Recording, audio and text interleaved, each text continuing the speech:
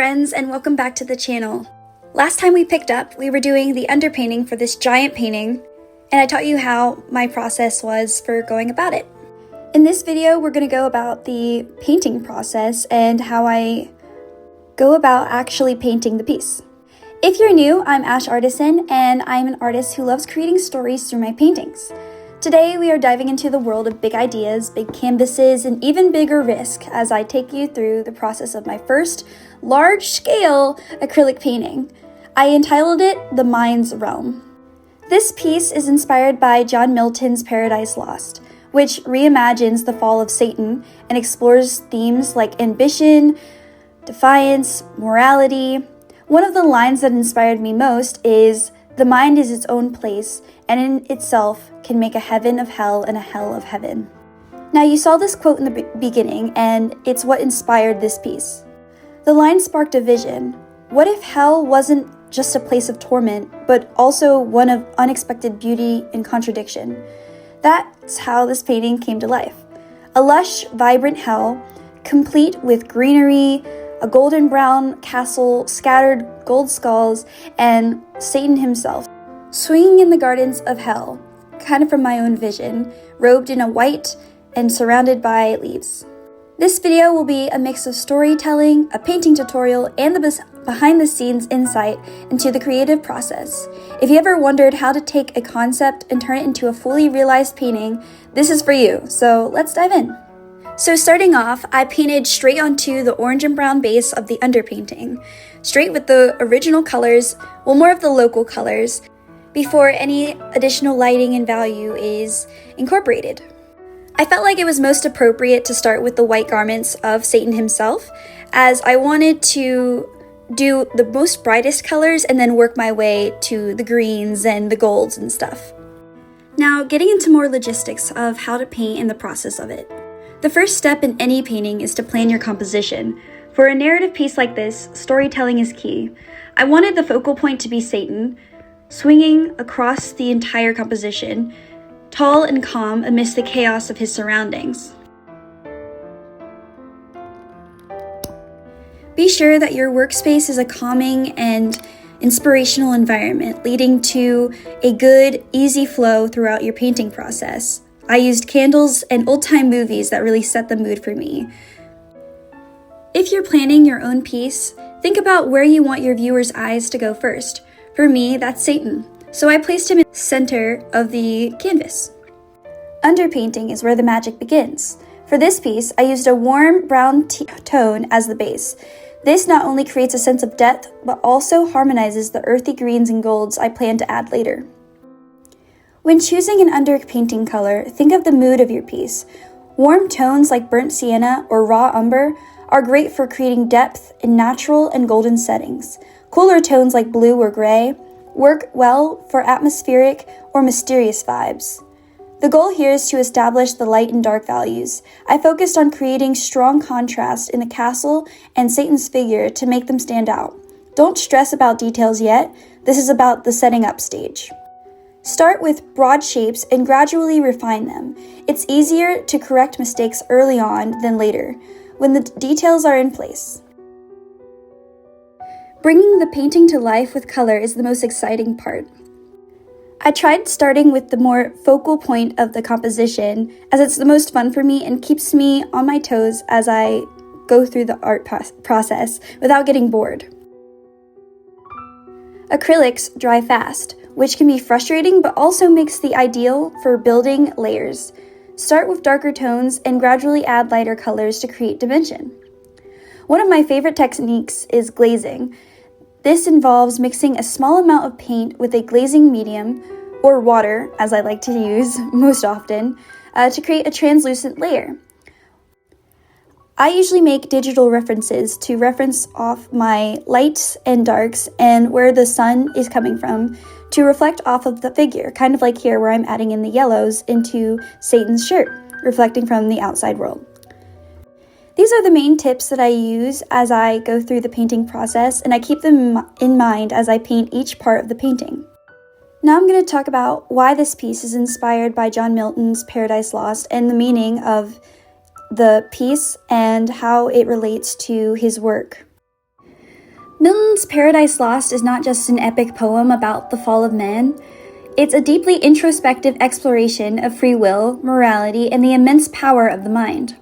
The quote, "The mind is its own place and itself can make a heaven of hell and a hell of heaven," captures the tension between eternal realities and internal perceptions. This line, spoken by Satan, reveals a profound truth about human nature and its connection to art. Our interpretations and emotional landscapes transform the world around us, whether positively or negatively. Taking such a complex piece of literature and translating it into my art is something that I wanted to try and accomplish before the year was over. When creating art inspired by Paradise Lost, one begins to navigate the intricate layers of moral and emotional ambiguity that Milton weaves into the text. Satan's line is an assertion of autonomy over the mind, yet it is tinged with bitterness and pride. This duality provides fertile ground for artistic exploration. In my painting, hell becomes not a traditional fiery pit of suffering, but an enigmatic, almost alluring realm. Hell, though ostensibly a place of torment, becomes his domain, a space where his defiance and pride reframe suffering into power. The greenery and golden hues of the castle in my work echo this reinterpretation. Hell isn't devoid of beauty. Instead, it is a complex, layered, and reflective of Satan's inner turmoil and grandeur. You'll see how I incorporate these elements more later in the painting. The white depiction of Satan surrounded by leaves suggests purity corrupted or a fallen state that retains traces of its former glory. Leaves, often symbols of growth and renewal, contrast with the decaying connotations of the golden skull, which you'll see later, which further emphasizes the interplay between life and death, hope and despair, that Milton's work so often explores. Here, I am starting on his mask. Instead of a crown to show his reigning glory, it's more of a golden mask to embrace and show his dedication to his new role as Satan, which was imposed upon him upon the power of God in Milton's original text. I tried to make it gold and glorious to reflect how he made power out of his horrible situation. His initial punishment becomes his wear of pride, something he becomes known for and something he does for the rest of his life or eternity as being him, Satan, in influence and reference to how he controls humanity and the world through his influence of sin. While I don't align with these beliefs and his character as a whole, I do find his character intriguing with how Milton writes him and his motivations. I think it definitely adds more ambiguity and more questions as to the basis of the Christian religion.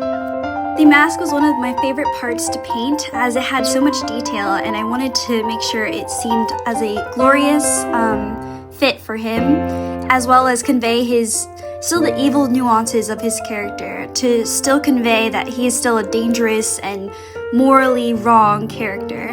However, I thought that making it kind of a hint of beauty within it also hints at his moral ambiguity as a character to begin with, as he started as an angel and then soon became what we know today as Satan. Art can be a medium to convey moral ambiguity. Milton challenges readers to confront moral ambiguity. Is Satan heroic in his rebellion, or is he tragic in his refusal to submit to divine authority? Translating this into art demands a balance of contrast, light and shadow, beauty and destruction, and order and chaos. My painting uses these contrasts to invite viewers into this conversation. The golden brown castle, for instance, which you will see later, stands as a monument to ambition and loss, much like Satan himself. Its warm hues suggest grandeur, yet the golden skull, which you'll also see later, reminds viewers of the cost of rebellion and hubris. The lush greenery surrounding the landscape and the composition might symbolize resilience or false paradise, a reflection of Satan's ability to construct a heaven of hell within his mind. Speaking of the mind, a topic that is very relevant in artists and myself is anxiety. especially within the artist mind. Milton's exploration of the mind's power resonates deeply with the experience of anxiety, especially as it relates to the creative process. Anxiety often amplifies fears, turning neutral or even positive situations into sources of dread. Yet the same mind that creates this hell has the capacity to reframe and find beauty in struggle, a process mirrored in my painting. Art, like Milton's hell, is a space where internal chaos is externalized, given form, and transformed. The act of painting becomes a meditative process, allowing the artist to wrestle with their own doubts, fears, and hopes. Through brushstrokes and colors, the mind navigates its own duality, crafting something that speaks both to personal experience and universal truths. In creating my first major painting, it mirrors the journey Milton describes in Paradise Lost.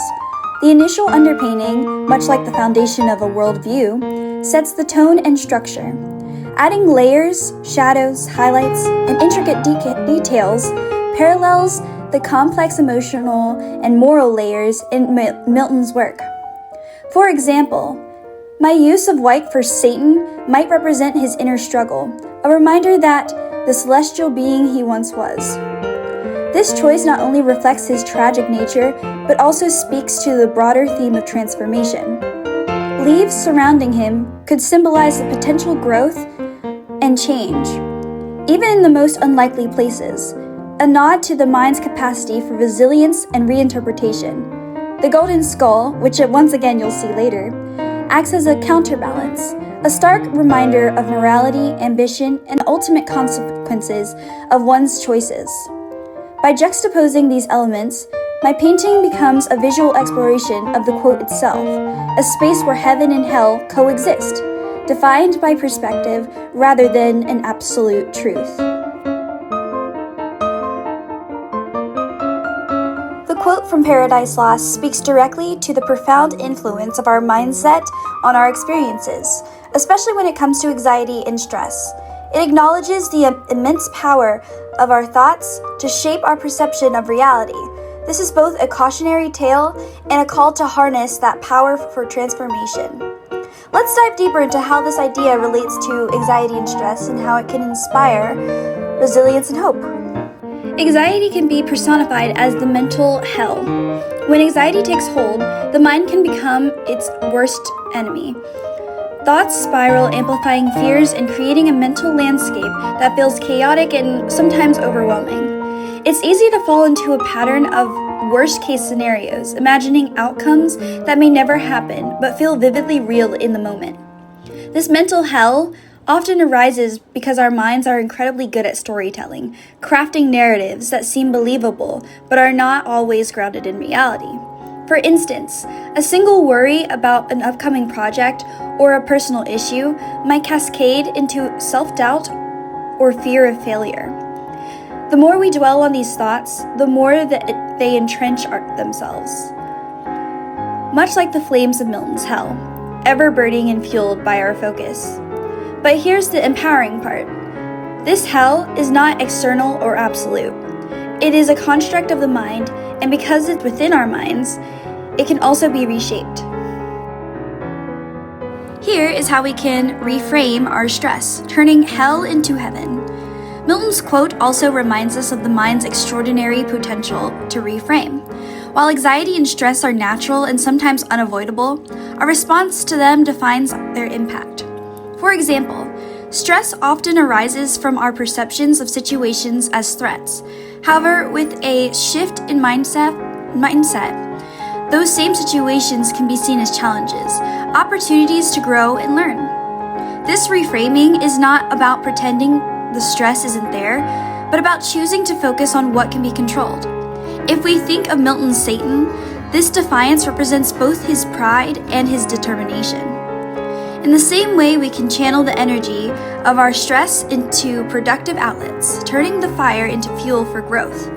Small acts such as setting manageable goals, practicing gratitude, or simply acknowledging the present moment without judgment can transform how we perceive and navigate difficult times.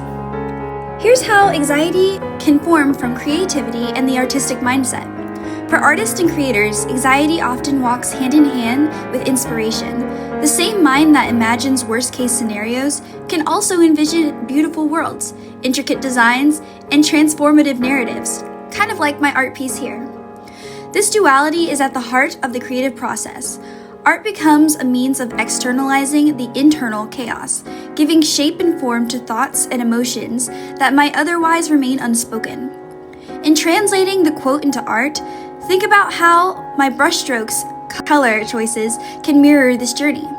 A stormy, chaotic underpainting might represent the hell of anxiety, while subsequent layers add light, harmony, and growth, showing how the mind can reframe and transform. Leaves, for instance, are powerful symbols of renewal and resilience, and their inclusion in my work underscores the potential for growth even at the harshest environments. The mind is a garden of its own. Imagine your mind as a garden. Anxiety and stress are weeds. They grow quickly, often overtaking the space if left unchecked. But with internal care, the same soil that nurtures weeds can also grow flowers, trees, and life-giving greenery. The act of tending to your mind, whether through self-care, seeking support, or engaging in creative pursuits, turns that garden into a place of beauty and peace. This is not a quick process. Just as the garden takes time to flourish, so too does the work of reshaping the mind. There will be setbacks and moments when it feels like the weeds are winning, but every small effort, a positive thought, a creative breakthrough, a step toward a goal, helps to reclaim that space and transform it. Anxiety often convinces us that we are trapped, that the hell in our minds is inescapable. But Milton's quote reminds us that we hold the keys to our own liberation. It encourages us to acknowledge the power we have to shape our inner world. While external circumstances might not change the way we think about them, can make all the difference. When you feel anxiety rising, take a moment to pause and reflect on the potential of your mind. Ask yourself, how can I use this moment to create rather than to destroy? What small step can I take to turn this hell into heaven? The answers might surprise you and set you on a path towards resilience and hope. Your art, your passions, and even your challenges are all tools you can use to cultivate a mindset of strength and creativity. Just as you bring your paintings to life layer by layer, so too can you transform your inner world, crafting a place of peace, beauty, and potential.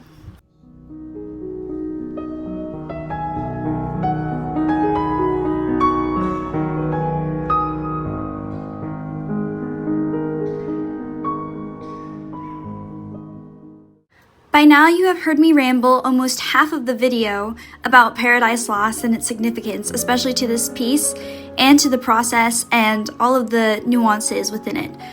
But I haven't considered those of you who probably have not heard of the great piece by John Milton. So let me give you a summary. John Milton's Paradise Lost is a 17th century epic poem that vividly retells the biblical story of the fall of man. Written in blank verse, it opens in hell, where Satan and his fallen angels have been banished after rebelling against God.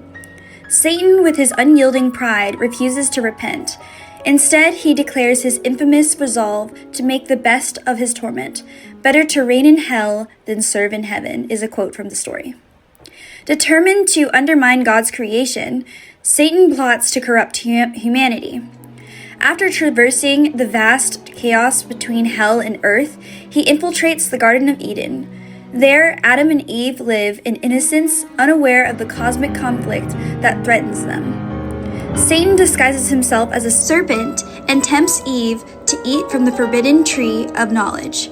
Eve, seeking wisdom, succumbs, and Adam follows out of love for her. Their disobedience leads to their expulsion from Eden and the introduction of sin and death into the world. Despite its tragic tone, the poem ends on a hopeful note. Adam and Eve, though exiled, find strength in their mutual love and the promise of redemption through Christ. Milton's grand narrative captures the fragility of free will, the tragedy of disobedience, and enduring possibility of salvation. The line, "The mind is its own place and itself can make a heaven of hell and a hell of heaven," is one of Paradise Lost's most memorable and philosophically rich passages. Spoken by Satan in Book 1, it reflects his refusal to accept defeat. Stripped of heaven's splendor and consigned to hell, Satan reasserts his independence, claiming that his internal perception defies his reality. This assertion encapsulates his defiance and determination to maintain agency despite his fall. The line's universal appeal lies in its exploration of human resilience and the power of thought. By asserting that the mind can transform suffering into power or contentment into despair, Milton touches on timeless themes of perception, self-determination, and the human capacity for both endurance and self-deception. However, within the context of the poem, the line also foreshadows Satan's tragic trajectory. His refusal to accept grace or humility becomes his undoing, transforming his pride into a source of eternal torment. Paradise Lost is a work of profound complexity, blending theological doctrine with a deep understanding of human nature. At its heart, the poem grapples with tension between free will and divine prevention. While God's omniscience ensures the inevitability of the fall, Adam and Eve's choices remain entirely their own, preserving the integrity of their agency. This delicate balance between freedom and fate is a central theme. Milton's portrayal of Satan is equally nuanced. While he is undeniably the antagonist, his eloquence, ambition, and tragic defiance make him one of literature's most compelling characters. Readers often find themselves empathizing with Satan's plight, even as they recognize the destructive consequences of his pride. This moral ambiguity extends to the portrayal of Adam and Eve, whose vulnerability and love for one another add a deeply human dimension to their roles as archetypal figures. The quote's message about the mind shaping reality holds profound implications for art. As creators, artists often face internal struggles, self-doubt, creative blocks, and the pressure to meet external expectations. Milton's world serves as a reminder of the transformative power of perspective. By embracing the mind's capacity to redefine adversity, artists can turn challenges into opportunities for growth and innovation. In translating this concept into a painting, I've considered juxtaposing elements of beauty and desolation to capture the duality of heaven and hell.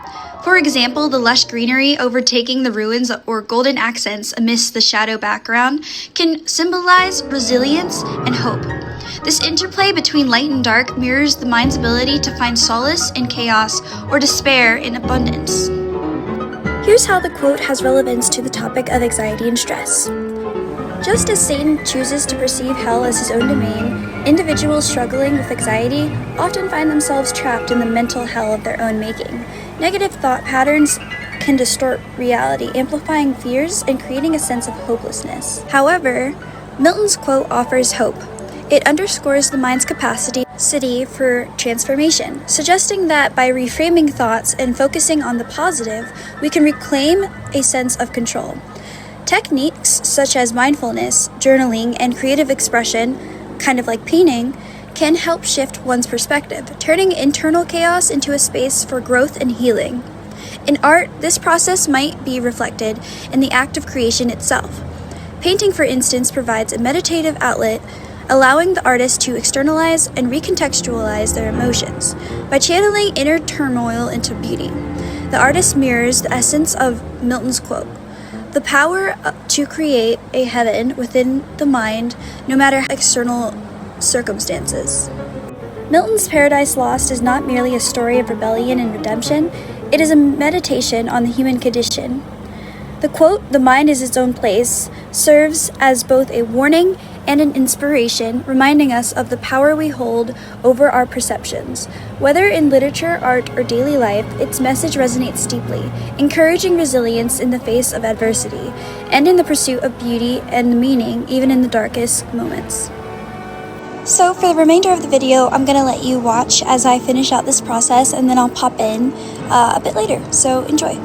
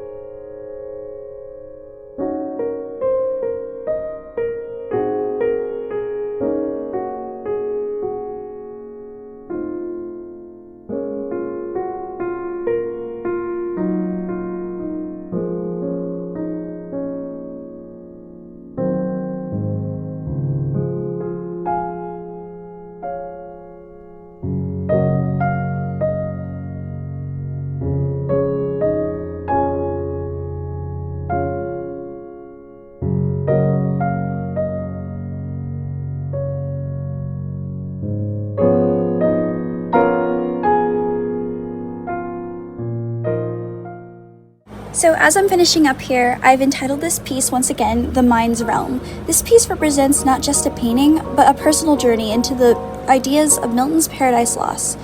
It's a reflection of how we can find beauty even in the darkest of places, and how our perspective shapes our reality. Thank you so much for watching and for joining me on this creative adventure. I hope you've learned something new today, whether it's about painting techniques, the importance of storytelling in art, or simply finding inspiration in unexpected places. If you enjoyed this video, please give it a thumbs up, subscribe to the channel, and share it with anyone you think would love this piece. And I'd love to connect with you outside of YouTube. You can follow me on Instagram and TikTok at AshArtisan, where I share sneak peeks of my work, behind-the-scenes process videos, and updates about upcoming projects.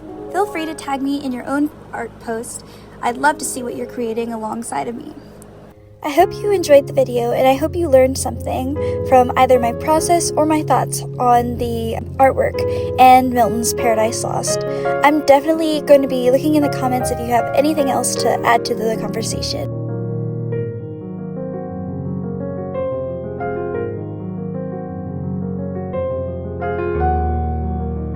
Thanks for watching.